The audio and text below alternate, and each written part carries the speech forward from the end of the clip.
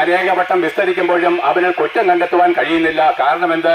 എന്നെ പാപത്തെക്കുറിച്ച് ബോധം വരുത്തുവാൻ ലോകത്തിൽ ആർക്ക് കഴിയുമെന്ന് വെല്ലുവിളിച്ചവന്റെ മുമ്പിൽ അവനിൽ ഇതാ ഒരു ഇരുട്ടുമില്ല. പ്രിയരെ, ഇന്നവരെ ആർക്കും ഒരു കുറ്റവും തെളിവ് സഹിതം കുറ്റം കണ്ടെത്താൻ കഴിയാത്ത മനുഷ്യരായിരിക്കും നമുക്ക് എന്തെങ്കിലും തോന്നിവാസം പറയാം. പക്ഷേ ഒരു തെളിവുമില്ലാത്തവണ്ണം പാപത്തിന്റെ ഒരു ലാഞ്ചന പോലും ഇല്ലാത്ത ഏക വ്യക്തി യേശുക്രിസ്തുവായിരിക്കട്ടും അവരുടെ സ്വന്തം പുരോഹിതനായിരിക്കുന്ന ആ കയ്യഭാവം പുരോഹിത വർഗവും യേശുക്രിസ്തുവിൽ കുറ്റം കണ്ടെത്താൻ ശ്രമിക്കാൻ എന്തിനാണ്? അവനെ കൊല്ലണം. അസൂയ മൂത്തട്ടും കൂടിയാണ്. എന്നാൽ അവൻ കുറ്റമുണ്ടോ? ഇല്ല. എന്നാൽ എന്താണ്? അവനോട് ചോദിക്കുകയാണ്, നീ ജീവനുള്ള ദൈവത്തിന്റെ പുത്രനായിരിക്കുന്ന ക്രിസ്തുവോ ന്യായപ്രമാണ പ്രകാരം പിടിക്കാനാണ് ഈ ക്വസ്റ്റ്യൻ ചോദിക്കുന്നത്.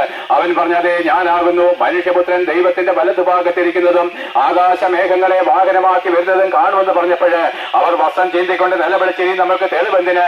ഇവൻ ദൈവമേഖലയുള്ളൂ, ഇവൻ ദൈവപുത്രനെ തന്നെത്താൻ പറഞ്ഞത് വഴി, ഇവൻ ദൈവത്തിനോട് തന്നെത്താൻ സമനാക്കിയത് വഴി ഇവൻ മരണയോഗ്യൻ. യഹൂദ പുരുഷന്മാരെ, നിങ്ങൾ എന്ത് പറയുന്നു? അവരും നിലവിളിച്ചവൻ മരണയോഗ്യൻ, അവനെ കൊല്ലുക, ക്രൂശിക്കുക. കാരണം എന്തെന്നറിയാമോ?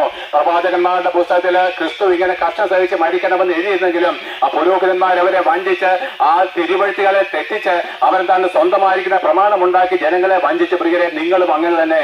സത്യവേദ പുസ്തകമായിരിക്കുന്ന ബൈബിള് കയ്യിലിരുന്നിട്ടും ആ ബൈബിള് രണ്ടാം തരമാണെന്ന് പറഞ്ഞുകൊണ്ട് സഭ പഠിപ്പിക്കുന്നതാണ് ഒന്നാം തരം എന്ന് പറഞ്ഞുകൊണ്ട് നിങ്ങൾ വഞ്ചിക്കപ്പെട്ട് നരകാഗ്നിയിലേക്ക് ഒടുങ്ങിപ്പോകുമ്പോൾ നിങ്ങൾ ആരും ബൈബിളിലേക്ക് തിരിഞ്ഞ് സത്യത്തെ അന്വേഷിക്കുന്ന ഉത്തരവാദി നീ മാത്രമായിരിക്കും. പ്രിയരെ, അധികാരത്തോട് പറയാണ്, ദൈവമയച്ച അധികാരത്തോടു കൂടി തന്നെ പറയുകയാണ്.